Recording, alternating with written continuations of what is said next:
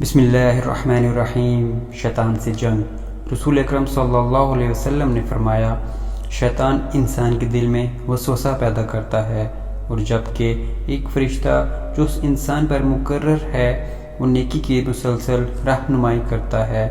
شیطان وسوسہ دلا کر حق سے ہٹاتا ہے، اور فرشتہ بھلائی کو یاد دلا کر حق کی طرف مائل کرتا ہے۔